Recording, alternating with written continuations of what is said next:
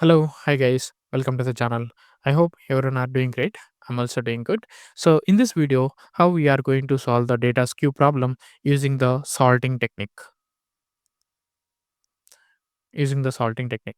First of all, we need to understand why we need to use this sorting technique.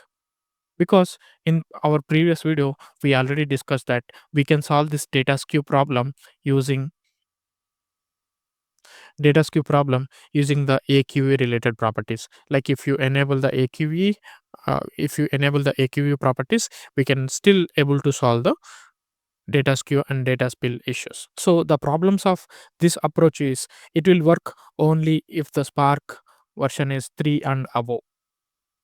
Okay, suppose you are using the Spark version 2, you won't find this configuration and you will end up facing the data skew and data fill issue.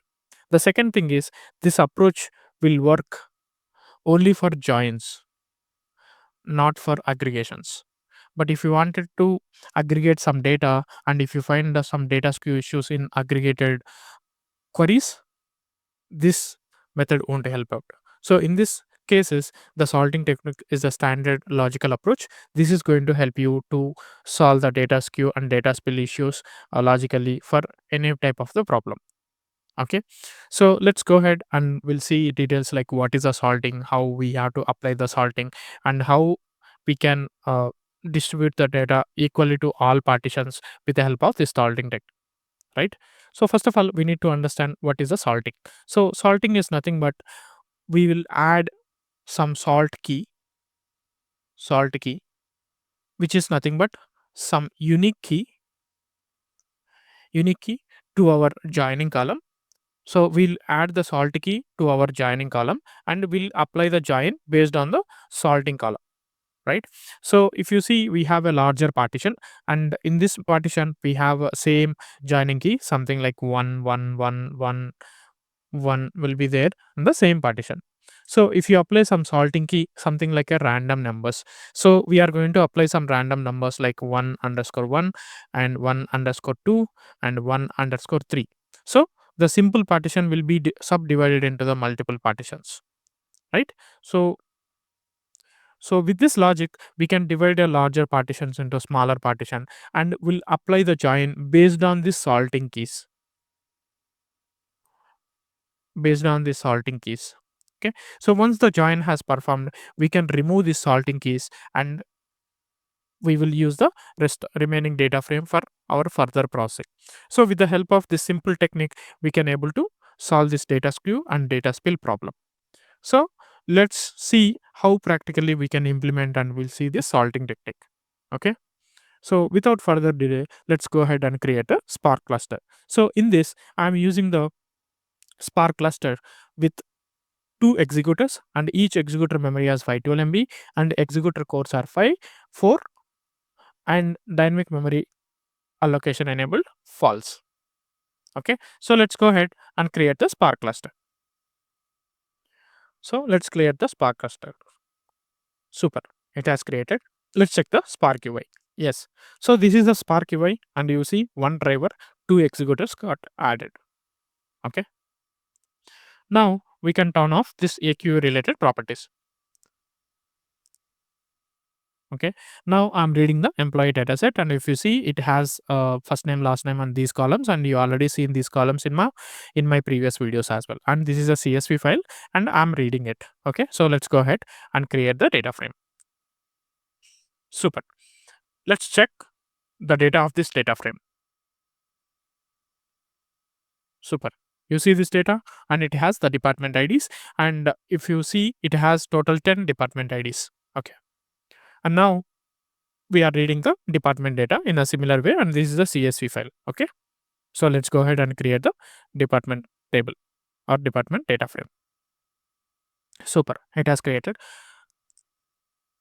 I'm assigning employee to employee data frame, and we'll see the count of the employee data frame.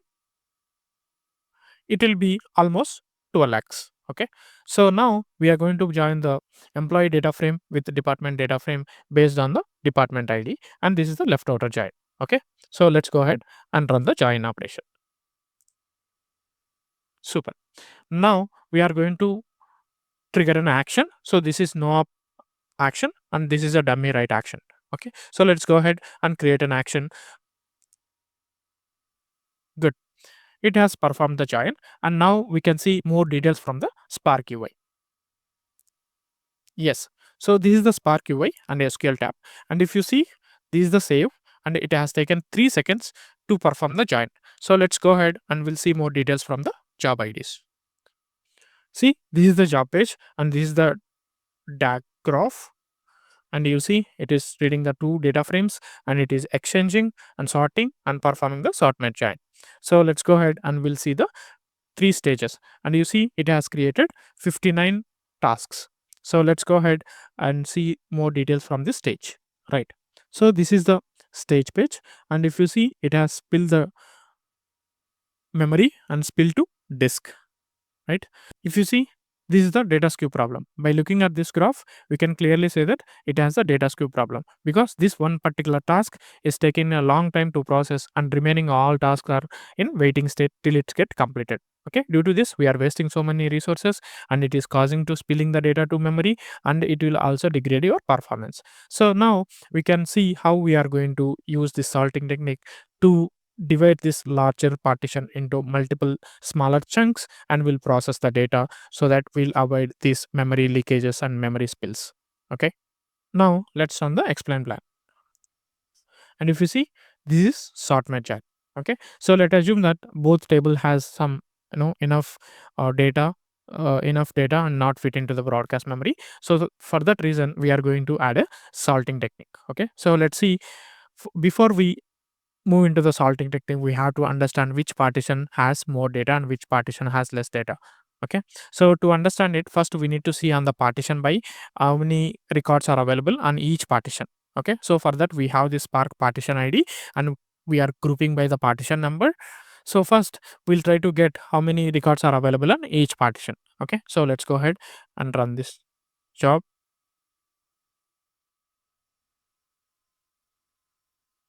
Yes, if you see, this particular partition and this particular partition, so these two partition has more data compared to all other partition. So this clearly says that we have a data skew problem. So, and we'll see on department wise also. Okay, so this is the query that can give you the all records on the department wise. So let's go ahead and run this job. Yes, now you see, department ID 2 and department ID 5 has more records compared to all other departments. These two department has more data compared to other departments. Okay, so now we have identified that we have a data skew problem. We have a data skew problem in our job. So now what to do? Okay, so first of all, we need to decide how many salt keys that we need to add to the data frame. Okay, so if you have a larger data frame, right, so we have to add more number of unique keys.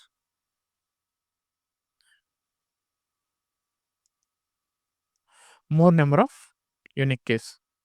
So in this case, I felt I have a few. So first I can go with some 32 number. Okay, so I'll add to all my partition of the random values from 1 to 32. So how to choose this number?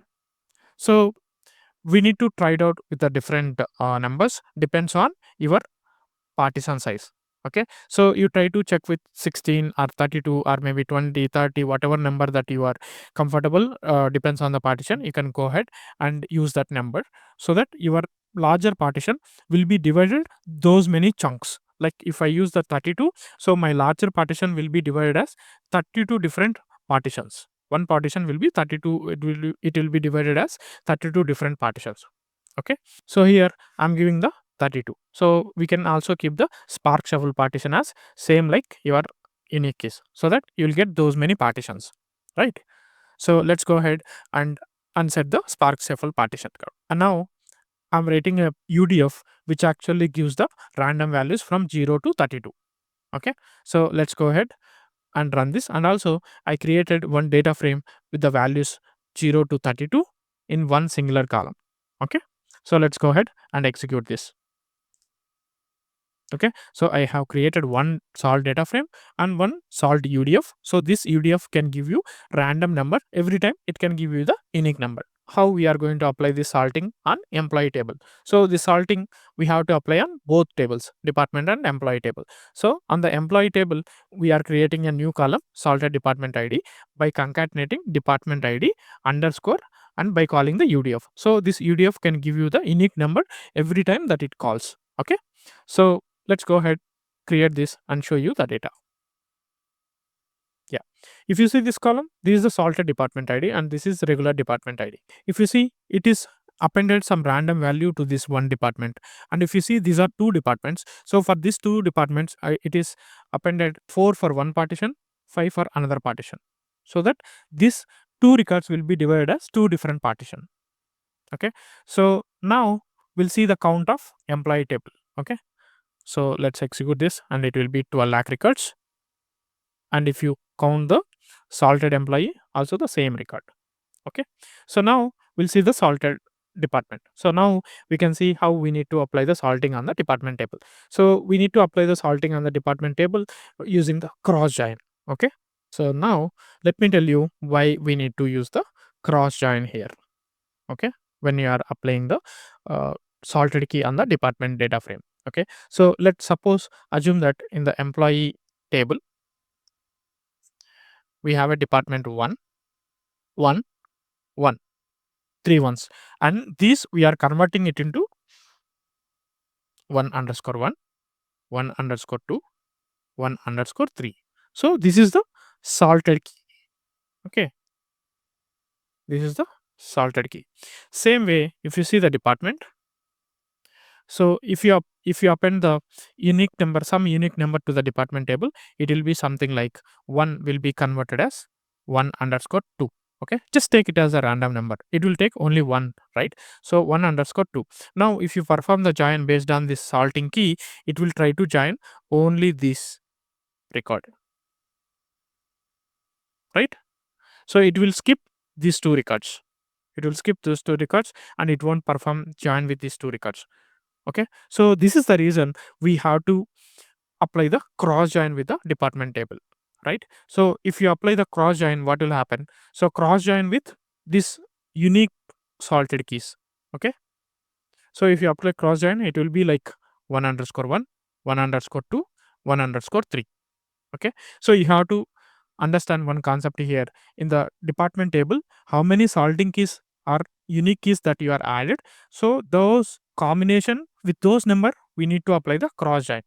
Suppose we have a 10 different 10 department we have, and if you add the 16 different unique numbers, your total records in the department table will be 160, because we are trying to apply the cross join. Okay, so if you choose like 32, it will be 320. Okay, so for that reason we have to apply the cross join for the department table. Okay, so let's go ahead and create the salted key for the department data frame, right? You see, I have queried the department ID as 5, and if you see, this is the salted department ID and this is the salting key. Okay, so it is appended 5 with 20.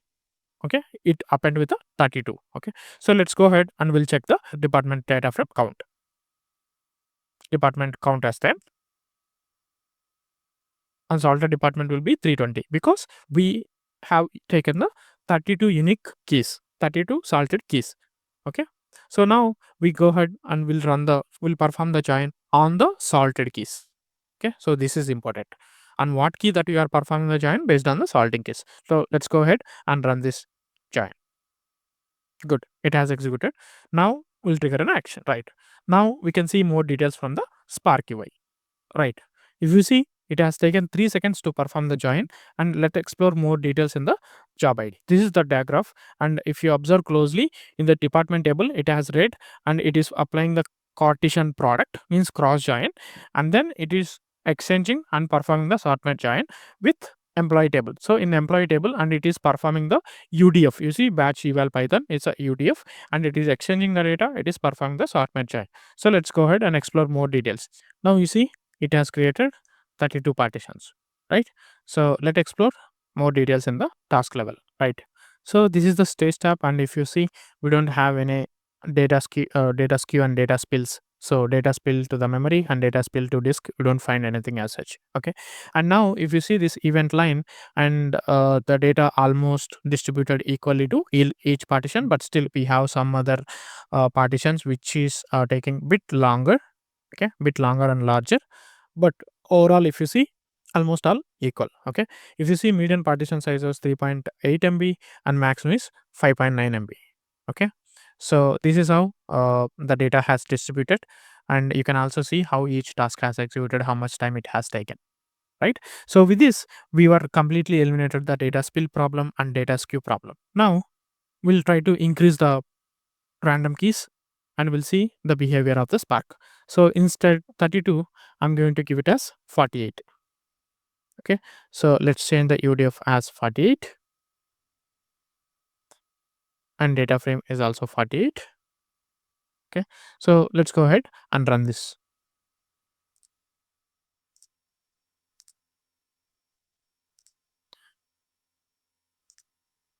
Rerun the sorting on employee table and sorting on department, and if you see the count of the department, it will be 480, right? So let's perform the join and trigger an action. Yes, let's explore Spark UI. You see, it has taken 4 seconds to process. Let's explore details on the job ID level. You see, this is the diagram. Now you see, it just taken the 3 seconds. Let's explore more details in the job ID level. Now you see, if you kept the partition as 48, and you see the data has more further distributed, and it's look like it's all same, but still few more partitions are there. You can try with some larger number too. Still, if you wanted to reduce this to, reduce this to multiple partitions, right? So likewise, you can play with this random value with the salted key. Okay, so now we'll see on each partition wise. If you see, it has created multiple partitions, and you see almost all the same, but still we do have some larger partition here, and here, and this one.